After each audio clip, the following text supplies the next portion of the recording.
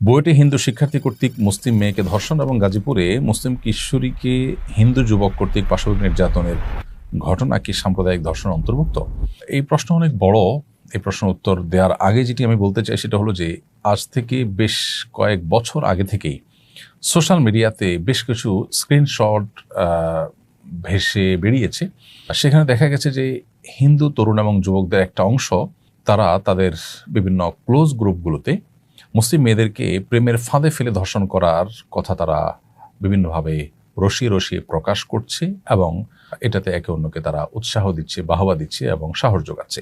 এই বিষয়গুলো যখন ব্যাপকভাবে ছড়িয়েছে সোশ্যাল মিডিয়াতে, তখন আমি পুলিশের কোনো ঊর্ধ্বতন কর্তৃপক্ষকে জানাই এবং তাদের নজরে আনার চেষ্টা করি। দুর্ভাগ্যজনক বাস্তবতা হলো তারা কেউ এটাকে খুব একটা আমলে নিয়েছেন বা এটার উপরে তেমন কোনো পদক্ষেপ গ্রহণ করেছেন বলে মনে হলো না। যার ফলশ্রুতিতে আজকে আমরা দেখতে পাচ্ছি যে এই ধরনের ঘটনা একের পর এক ঘটছে এবং এটা একেবারে দিন আলোমতো পরিষ্কার হয়ে যাচ্ছে যে এখানে পরিকল্পিতভাবে মুসলিম নারীদেরকে টার্গেট করা হচ্ছে, যেটা খুবই দুর্ভাগ্যজনক বাস্তবতা।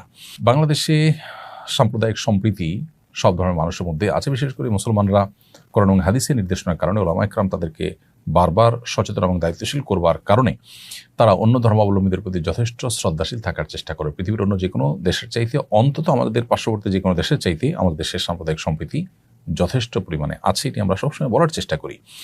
কিন্তু পরিকল্পিতভাবে সেটিকে বিনষ্ট করা কিংবা মুসলিমদের দুর্নাম করা কিংবা এখানে কোনো প্রকার সাম্প্রদায়িক অশান্তি কিংবা দাঙ্গা সৃষ্টি করবার কোনো ষড়যন্ত্রের অংশ কিনা এই কর্মকাণ্ডগুলো, সেটা একমাত্র আল্লাহ ভালো জানেন।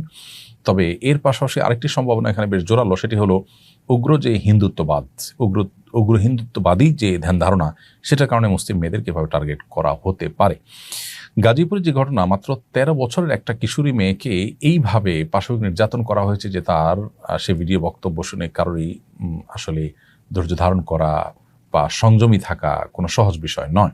অথচ দুর্ভাগ্যজনক বাস্তবতা হলো যে সেই ঘটনার সাথে জড়িতদের 2-1জনকে গ্রেপ্তার করা হলেও সেই ঘটনাকে নর্মালাইজ করার জন্য বলা হলো যে এটা নাকি প্রেমের ঘটনা ছিল।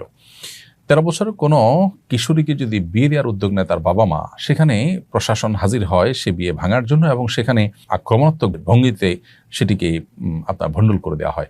প্রশ্ন হচ্ছে 13 বছর বয়সে কোনো মেয়ে যদি স্বেচ্ছায়ও কারোর সাথে আপনার শারীরিক সম্পর্কে জড়ায়, সেটাও কি প্রচলিত আইন অনুমোদন করে কিনা? প্রচলিত আইনের দোহাই দিয়ে এখানে যে বিষয়টাকে নর্মালাইজ করার অপচেষ্টা করা হলো, সেটা খুবই দুর্ভাগ্যজনক এবং দুঃখজনক বাস্তবতা।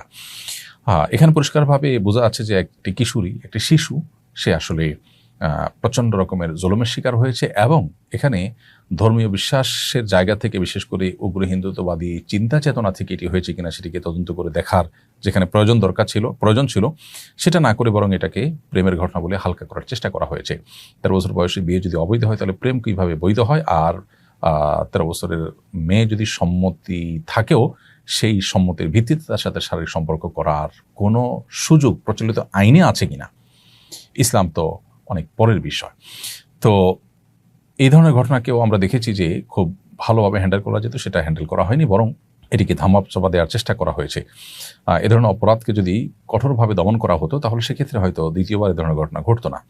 এখন বুয়েটে যে এই ঘটনাকে কেন্দ্র করে শিক্ষার্থীদের মধ্যে ক্ষোভ দেখা দিয়েছে এবং বুয়েট যে উত্তাল হয়েছে, সেই ঘটনা যথেষ্ট মুসলমানদেরকে সংক্ষুব্ধ করবার মতোই ঘটনা। সেখানে একজন মুসলিম শিক্ষার্থীকে ধর্ষণ করার কথা সে নিজে স্বীকার করেছে বিভিন্ন সোশ্যাল মিডিয়াতে, এবং মুসলিম নারীদের, বিশেষ করে হিজাবি বা পর্দানসীন নারীদেরকে নিয়ে যে তার নোংরা উক্তিগুলো, সেগুলো ইংলিশে করার বিভিন্ন পোস্ট, সেগুলো পড়া, বিভিন্ন কমেন্ট, সেগুলো পড়ার দুর্ভাগ্য আমার হয়েছে।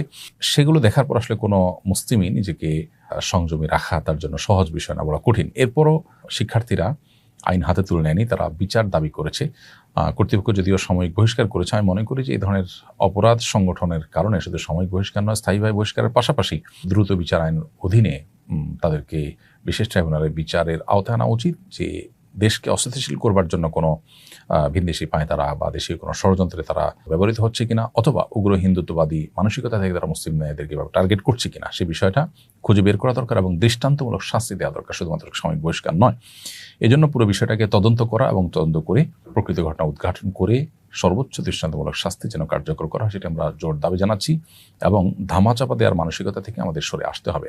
এক শ্রেণীর সুশীল এবং এক শ্রেণীর মিডিয়াকে আমরা দেখতে পাই এই ধরনের ইস্যুগুলোতে তারা অনেকটা নীরব দর্শকের ভূমিকা পালন করছে। আজকে ভিকটিম যদি কোনো হিন্দু মেয়ে হতো, গাজীপুরে 13 বছরের মুসলিম মেয়েটার জায়গায় যদি 13 বছরের কোনো হিন্দু কিশোরী হতো এবং ধর্ষকের জায়গা বা পাশবিক নির্যাতনকারীর জায়গায় যদি কোনো মাদ্রাসার শিক্ষার্থীরা হতো, তাহলে এই ঘটনাকে নিয়ে কী পরিমাণ তোলপাড় করতো তথাকথিত নারীবাদী অথবা তথাকথিত এক শ্রেণীর সুশীল এবং মিডিয়া।